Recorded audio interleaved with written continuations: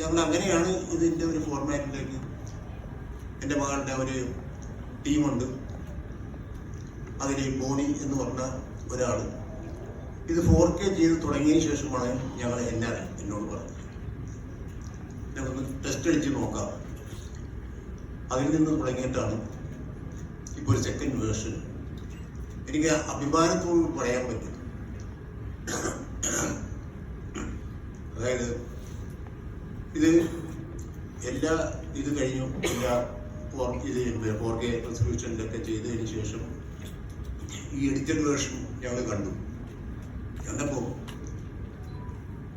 എന്ത് സൗന്ദര്യം എന്ന് പറയുന്ന ഒരു സംഭവം എന്ന് വെച്ച് കഴിഞ്ഞാൽ ആ സിനിമ കാണാനുള്ള, അതായത് അതാണ് അതിൻ്റെ കാതൽ. ദേവദൂതൻ എന്ന് പറഞ്ഞ പടത്തിൻ്റെ കാതൽ ഇപ്പോഴുണ്ട്. അന്നുണ്ടായിരുന്നില്ല എന്നല്ല, ഇന്ന് നമ്മൾ പ്രസന്റ് ചെയ്യുമ്പോൾ ഡിഫറെന്റ് ദേവദൂതൻ. അതിന് 24 വർഷത്തിന് മുമ്പ് ഒക്കെയാണെങ്കിലും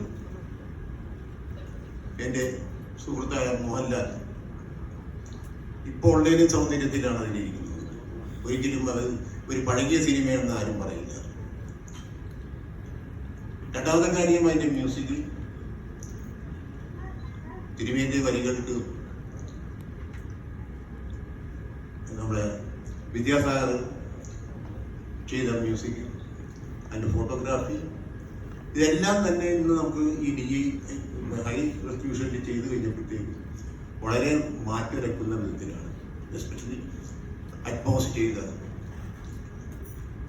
അവരെല്ലാവരും ഇവിടെ തന്നെ ഉണ്ട്. എല്ലാവർക്കും ഇതൊരു പുതിയ അനുഭവമായിട്ടാണ് നമ്മൾ എവിടെയൊക്കെ അപ്രോച്ച് ചെയ്തിട്ടുണ്ടോ. സപ്ത റെക്കോർഡിംഗ് സ്റ്റുഡിയോ, അവിടെയാണ് ഫൈനൽ മിക്സും കാര്യങ്ങളൊക്കെ ഞാൻ ചെയ്തത്, അറ്റ്മോസും കാര്യങ്ങളും.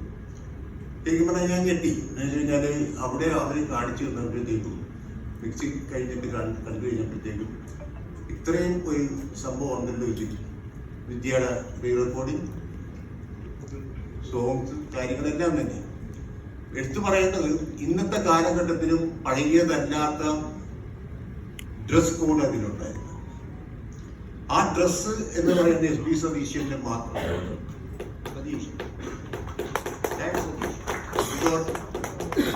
എൻ്റെ എല്ലാ പടങ്ങളിലും ഒരു കോസ്റ്റ്യൂമറായിരുന്നു അദ്ദേഹം. സമ്മറിംഗത്തിലാണെങ്കിലും ഈ പടം കണ്ടപ്പോഴത്തേക്കും എനിക്ക് അദ്ദേഹത്തിനോട് ഞാൻ പറഞ്ഞു, ഞാൻ ഇൻവൈറ്റ് ചെയ്യാൻ വിളിച്ചപ്പോഴത്തേക്കും പറഞ്ഞു, അന്ന് ചെയ്തേക്കുന്ന കോസ്റ്റ്യൂം ഇന്നത്തെ സ്റ്റൈല് ഒരിക്കലും അത് അന്നത്തെ ഒരു സ്റ്റൈല് എന്ന് പറയുന്ന ലെവലല്ലായിരുന്നു.